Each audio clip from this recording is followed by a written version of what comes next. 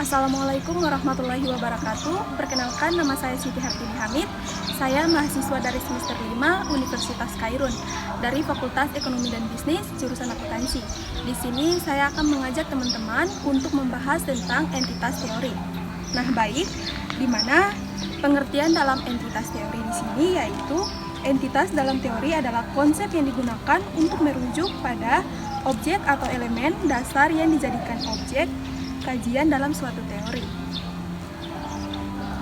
Entitas bisa berupa objek konkret seperti benda fisik yang dapat dilihat atau diukur maupun entitas abstrak yang lebih bersifat ide atau konsep.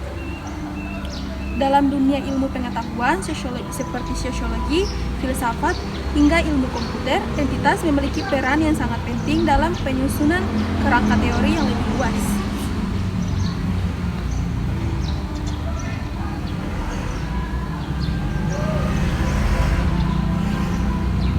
Dimana dalam konteks teori yang lebih luas seperti dalam ilmu pengetahuan yang menjadi bagian integral yang membentuk kerangka untuk menjelaskan fenomena yang lebih kompleks. Berikut ada penjelasan mengenai entitas dalam beberapa konteks teori utama, di mana yang pertama yaitu entitas dalam segala sesuatu yang dapat dipandang sebagai objek atau komponen dalam suatu teori. Nah, entitas di sini mencangkup seperti entitas dalam fisika. Entitas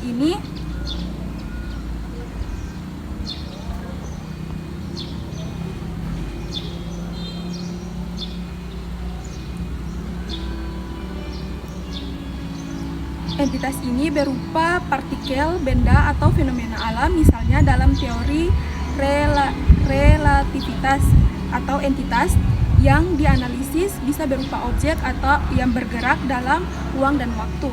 Contohnya elektron. Dalam teori fisika, kuantum adalah entitas yang mematuhi hukum fisika yang lebih besar seperti mekanika kuantum dan teori medan.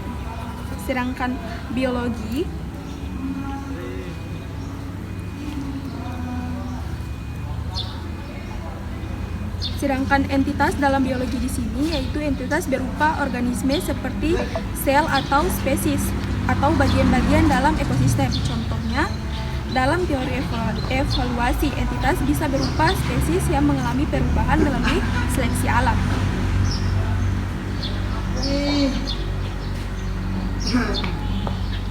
Sedangkan entitas dalam teori komputasi dan informatika, dalam komputasi ilmu komputer atau sistem informasi, entitas bisa berujuk pada objek yang disimpan atau diproses dalam data. Sebagai contoh, dalam basis data, entitas adalah objek yang memiliki atribut tertentu seperti pelanggan dengan atribut seperti nama dan alamat.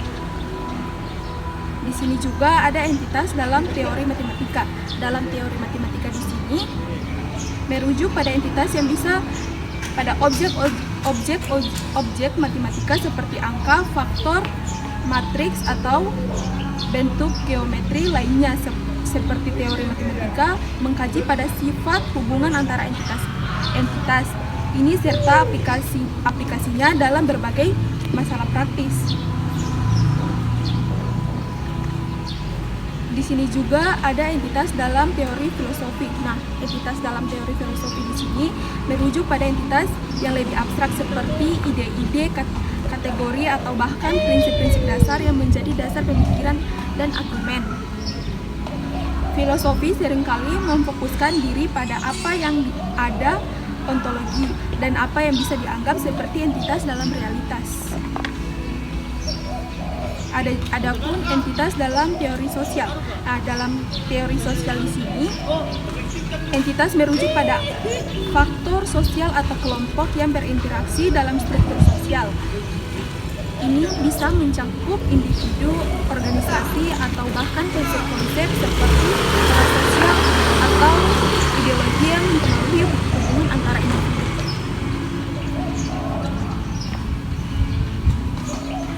Sedangkan entitas dalam ilmu pengetahuan di sini yaitu dalam bentuk ilmu pengetahuan, entitas bisa merujuk pada objek atau fenomena yang dipelajari. Misalnya dalam kategori fisika, entitas bisa berupa partikel atau benda yang dianalisis berdasarkan hukum fisika. Dalam teori biologi, entitas bisa berupa organisme atau bagian dari ekosistem yang berinteraksi.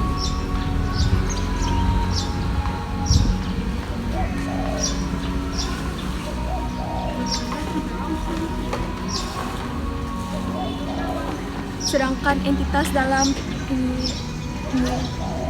filsafat yaitu ontologi mempelajari apa yang ada di dalam entitas. Dalam konteks ini ada segala sesuatu yang dianggap nyata atau dapat ada dalam kenyataan.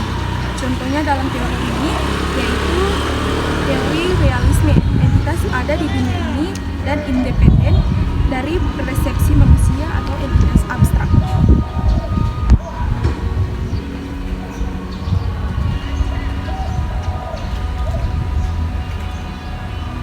Entitas dalam teori sistem merujuk pada komponen-komponen yang berbentuk sebuah sistem yang lebih besar. Nah, sebuah sistem yang di sini dapat berdiri dari sebagai entitas yang saling berinteraksi. Contohnya, dalam teori sistem, dalam teori sosial, entitas bisa berupa individu, organisasi, atau negara yang berinteraksi dalam suatu jaringan sosial. Teori kompleksitas. Dalam teori kompleksitas, entitas bisa merujuk pada elemen-elemen yang berbentuk sistem kompleks, di mana interaksi antara entitas ini menghasilkan perilaku yang tidak dapat diprediksi dari sifat entitasnya. Contohnya, dalam ekosistem, entitas seperti spesies atau ekosistem kecil bisa berinteraksi satu sama lain, berbentuk sebuah sistem yang kompleks, di mana entitas adalah elemen dasar dalam teori yang dapat berubah objek fisik atau konsep abstrak. Berbagai bidang ilmu menggunakan konsep entitas untuk menjelaskan fenomena mereka, mulai dari fisika, biologi, hingga sosiologi. Pentingnya untuk membantu kita untuk memahami struktur dan dinamika teori yang lebih besar serta bagaimana fenomena dalam dunia yang saling berhubungan. Baik, itu saja yang bisa saya sampaikan atau saya jelaskan. Bila ada kesalahan, saya mohon maaf. Wabillahi taufiq wal hidayah. Wassalamualaikum warahmatullahi wabarakatuh.